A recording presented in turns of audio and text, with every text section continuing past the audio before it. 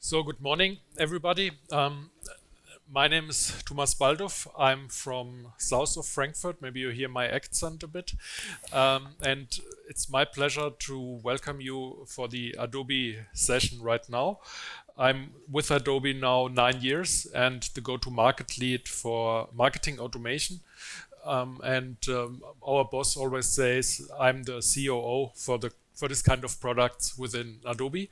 And I have support today from Christian. Hey, good morning, everyone. My name is Christian Vogel. I am the go-to-market lead for content, so everything around Adobe Experience Manager for sites and so on. And I'm with Adobe only for 8 months, so not a long time. And that already has an impact on some things that I want to tell you in the beginning. So I will just start. And we don't have that many slides today. Actually, only one that we will talk about half an hour, I think. So a little bit of interaction in here. So we don't want to do this PowerPoint slides. So we want to talk about personalization at scale and the marketing sales funnel that comes with it. And when you think about it, personalization, for me also, it sounds like a fairly old topic. Why do we talk about this in the year 2023? Why is it still top of the mind or should be top of the mind for you? So when I started in the business, and that was like, I don't know, 15, 16 years ago, so pretty long time, I already did a lot of projects based on the approach to do personalization for the customer. So mainly website projects. I did one for a customer in Swiss, a manufacturer for installations in the walls for toilets and that stuff. And they had the use case that they mainly had 3 different target groups. So one target group is the end consumer. The other target group was an installer. And the third target group was an architect. So how did you handle this 15 years ago if you didn't have the methods on automatically detect what kind of person is running around my website? It was very easy. We did a selection box on top of the first landing page where you could pick, I'm an installer, I'm an architect, or an end consumer. And then we showed 3 different versions of the website. That was personalization, and it did the job for a few years. And we also have kind of different projects that you might know, like big intranets. They are personalized content. And we've done this for 20 years. So you basically log in, you get some information of what kind of food is available in the cantina and that stuff. So the question is, if we had this project running already 20 years ago, why are we talking about that today? And there comes a shift in mindset with it. So it's like 15 years ago, we didn't have the technology to really know what is happening on the websites. And we couldn't do things with this kind of information. Now we have the technology to do so, and we will talk about this in a few minutes. And the other thing is, we as the end consumers, we not only adapt to that kind of behavior, but we expect it. Yeah, we have changed. So like I said, I started at Adobe 8 months ago, and this was totally digital. I signed my contract in a digital way, and the first time that I met my colleagues, Thomas, was, I guess, 3 months later, 4 months later, physically. So everything remote, onboarding, learning, everything remote. So for the last, I think, 2 years, I only sat in front of my computer. And that is the way I communicate with the world. And the other thing is, when I drove here in the morning, I see all those girls and boys going to school, sitting at the bus station, looking at the telephone. Yeah, that is also a situation that we didn't have like 10 years ago. Everyone at school has a mobile phone and they're using it. So what you see is everyone is using different kind of touch points, and they want to have the content in the right format for them at the right time. They expect it. Yeah, and also the whole behavior has changed. My little daughter, 3 years old, she's talking to Alexa the whole day. That is cool. Yeah, when she got to my parents a few weeks ago and tried to insert a CD, she just didn't understand that kind of technology. Why do I have to push that sign here? It doesn't make sense. I just want to talk to the system. They grow up in a completely different world. And that's cool on the one hand. well, I can't listen to my music anymore because she always comes in and says, hey, play BB and Tina, and that's not so cool. Yeah, so the whole behavior is changing. So what are we talking about today? Personalization at scale means we have the mindset of the end consumers, and we have the technology in place to really deliver the right content at the right time on every touch point. And maybe you can tell us something about what kind of touch points we have. Yeah, I can try, Christian. So from my point of view, I really like the theme for today, the culture as a backbone, because the culture actually is something everybody is different in, which means if we speak about touch points, I grew up with SMS, and right now nobody's writing SMS anymore. Everybody's using WhatsApp or in other countries WeChat or TikTok or whatever technology. So if we speak about the digital journey of your customers, of your employees, it's totally different than 10 years ago. And I would like to mention also the difference between B2B communication and also B2C communication. Because if we speak about B2C communication, we have a massive issue with, or you have a massive issue with scalability, which means one of our customers is, for example, Real Madrid or FC Bayern Munich, and they have millions of profiles within their system. And if they do, let's say, a raffle in just before the game, they need to send out millions of emails within a couple of minutes to their customers, to their prospects, whatever. And this is one of the touch points we can do this kind of personalization at scale. But email is just one channel. The others I would like to mention is, of course, WhatsApp, or in the B2B world, LinkedIn campaigns or whatever. And the good thing actually is, if you think about these different touch points, every touch point will help you or your customers to run through the digital channel or the digital funnel of your website, because most of you have the goal that at the end of a customer journey, something should fall out for you as a company. If it's money, if it's a new insurance, if it's less churn, whatever it is. And here we speak today about the technologies you could do this. And just think about from the first phase of contact with your website. If you contact or come to a website first time, nobody knows you, and then you get content as everybody else. And Adobe can help you here to really give these people on the second, third, and fourth visit personalized content, even if they are not yet logged in. And that's a cool thing with Christian's technology, with AEM he could do. But on the other side, it's only one channel, as I mentioned. And every channel will help to bring your customers or your visitors through this digital funnel. Yeah, so the thing that's really important is to aggregate all the information that you collect on the different touch points into one customer profile. Yeah, because what you want to do is to deliver the same content for the same person, but of course different content for other persons. So when you, for example, look at let's say a manufacturer for cars coming from Bayern or Bavaria, and you look on the websites and you pick a car, for example, that you want to do something with, you select a different motor, you select the different seats and things like that. And the next time you want to show this to your wife, you won't pick up your computer and run with it into the living room, for example. You pick your mobile phone, and what you expect is that the same content you worked with, where you created your car, is available on that mobile phone.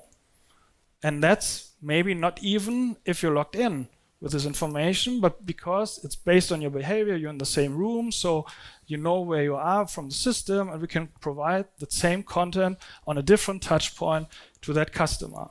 And based on the selection, we can really build a profile about this person and send out personalized email with additional content.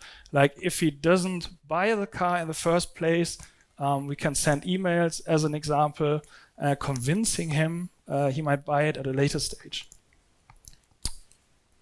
Yeah, so just on this example, we speak with a lot of, or I speak with a lot of car manufacturers, and maybe one of you have already bought a Tesla. It's 100% digital. You cannot go to a shop and buy a car, a Tesla. And all the other German manufacturers, like Daimler, like BMW, like Volkswagen, they try to get into the same business, and even Porsche is already changing their infrastructure to switch from the traditional model to a more digital model, and that's quite cool because for this everybody needs content. They need, just think about pictures of a car. Or I'm also working with a retailer, with a large retailer. How you say, a warehouse company, and they have about 500,000 different products in stock, and each of these products can have different colors. So it's a massive amount of content, and to have personalized and individualized messaging to your customers, you need to have this in a drag and drop environment to bring in this content into your email conversations or into your WhatsApp conversations, whatever. And then if you have the contact to your customer, then you can start with, especially in the B2B environment, with lead nurturing, with lead scoring, but also with account-based marketing. Maybe I can ask you a question. How many of you are in the B2C business? Can you raise your hands? One. And all the others are in the B2B business? Okay. That's cool. So especially in B2B environments, you could think about account-based marketing, because account-based marketing, it's just turning around this funnel, because then you know what are the 10 most important customers of you, or the 50 most important customers of you, or the 50 highest prioritized prospects.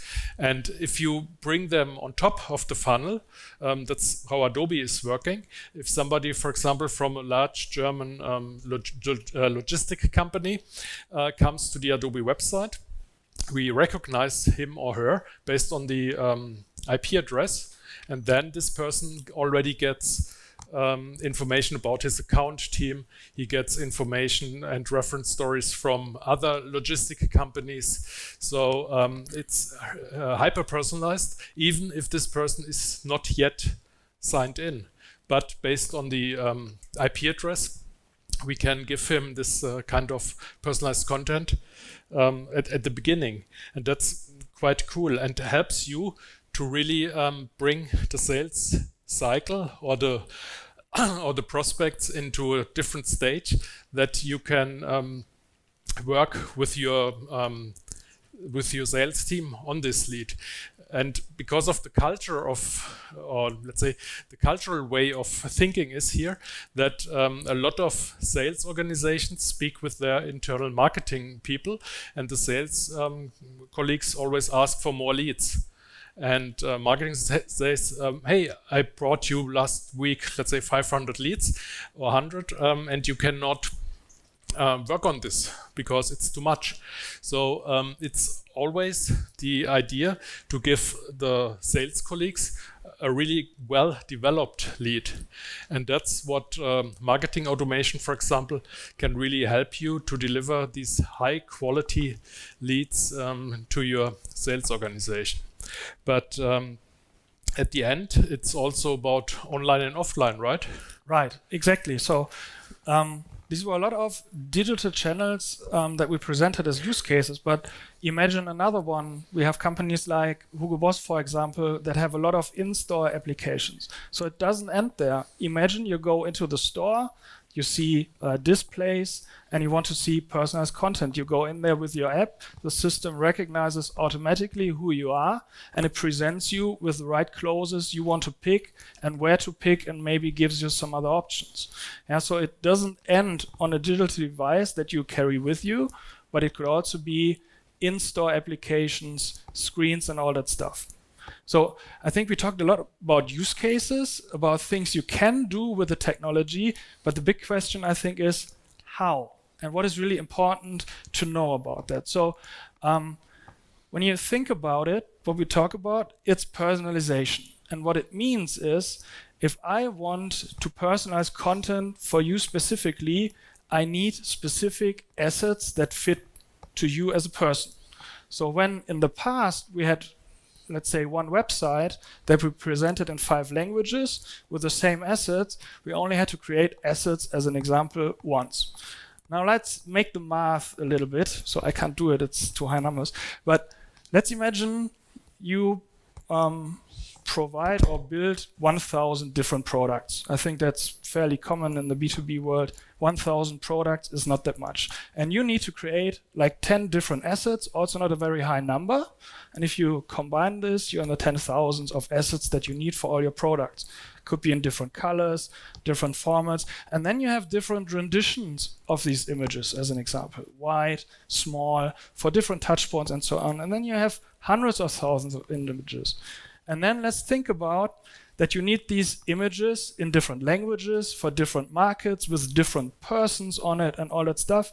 And you, in the end, have to create millions of assets. So the big question is, how do you do this? And this is, from all the discussion I had in the past, one of the main issues why not every company is doing personalization, because they're afraid of these high numbers. But you don't have to be afraid, because we can help you with that, of course. And how do we do this? For example, one part is the asset management system that helps you to automatically create all those different versions. With the integration of Photoshop components, for example, we can run actions that automatically create banners, logos, and all that stuff automatically just by dragging and dropping an image into the asset management system. You get hundreds and thousands of different renditions. We can put text on it in different languages, all based on your configuration. So all the work in the past that you did manually can be automated. And you can really save a lot of time and money with it. But that's only a small part. Like, an asset management is a central system where you have all your assets stored, that are just the basis for all your email marketing campaigns, for all the websites. This is one central aspect. But the big question is, how do you manage all the work internally to get this done?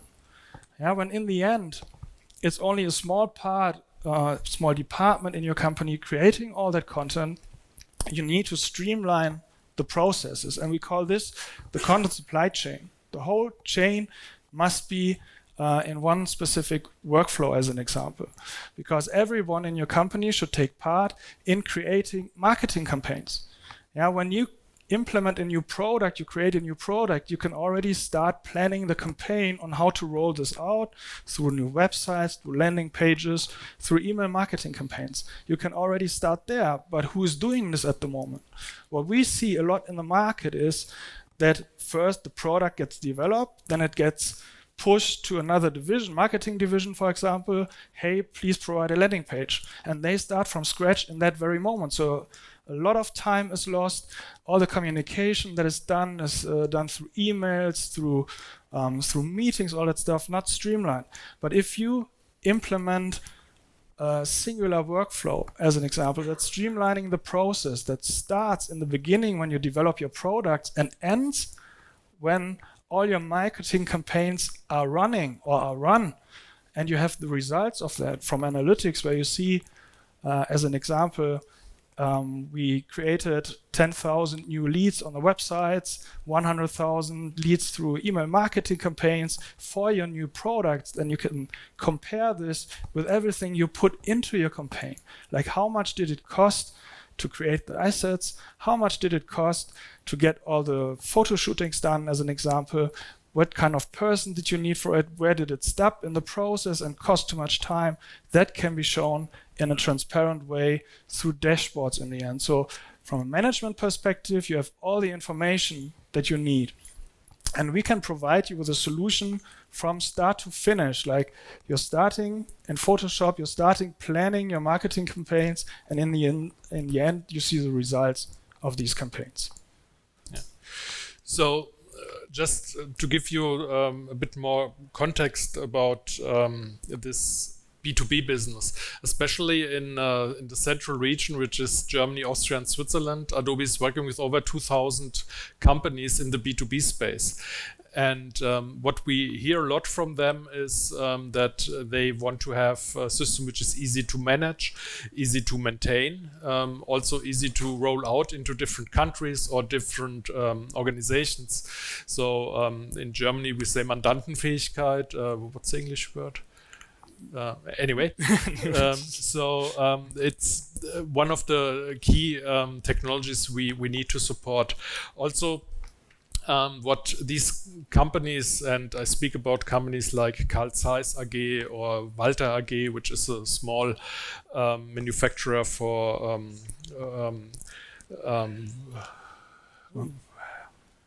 Werkzeug, for Tools. For tools, yeah, exactly, for tools. So and they could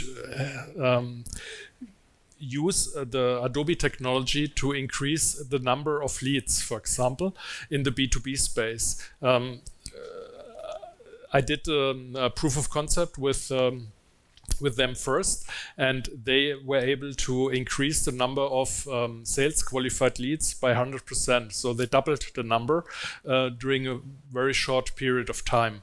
They also were able to add additional people to their customer data platform. And if you think about customer data platforms, this is also available in a B2B edition. And you should definitely think about, because some in the near future, the third-party cookies will die. And then you need a different source of data, because the cookies will not longer be available for you. And then if you will buy, let's say, data, then you need to store this data somewhere, and the CDP, customer data platform, should be then in place. And with the Adobe B2B edition of this, it's very helpful for you to manage these kind of data. And then if you have this data available, then you can start thinking about connecting the online and offline world together, because a lot of you will do events, trade shows, fairs, whatever.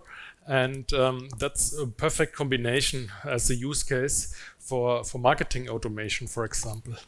And as I mentioned, what's in for you if you start thinking about marketing automation or using digital transformation with Adobe, then definitely the number of leads you can increase. You will be able to increase revenue. For example, one of these companies I mentioned before were able to double the first-time revenue they did with customers, since they are using Adobe technology. And also they shrinked this funnel. So with the previous solution, they had a cycle from the first visit of the website till the first revenue of about 12 months. And with the technology of Adobe, they shrinked this 12 months to 3 months, which is definitely a great ROI and a high value for this customers. So definitely, Christian and I, we speak with a lot of customers, defining their use cases and also creating value out of the technology. So we are available for workshops to define the use case, help you defining the use cases, but also defining the value out of this. And I usually do this in a different way as many competitors are doing this, which sending out RFPs to many companies. In my workshops, usually I start with the question, what's the most important KPI or KPIs for you? And then what are the use cases supporting this? Where are the data coming from? Who owns the data, what is the location of the data, and so on. And then after such a workshop, you have a very clear picture of your next steps in your digital journey. And sometimes, most often, can Adobe help you with technology on this, but it's a cultural thing. It's not something you press the button and then it's on. It's something you need to work months, sometimes years, to make your digital journey successful. But if you not start soon, then you will not be able to get money out of this more soon than later. So, right. Another aspect, when you talk about KPIs, what we see quite often when they picking our solution, let's say to create new websites, and we talk about personalization. 5 minutes? Okay, then maybe sum it up a little bit and have some questions later on. So another KPI that's very important for us is, of course, cost saving.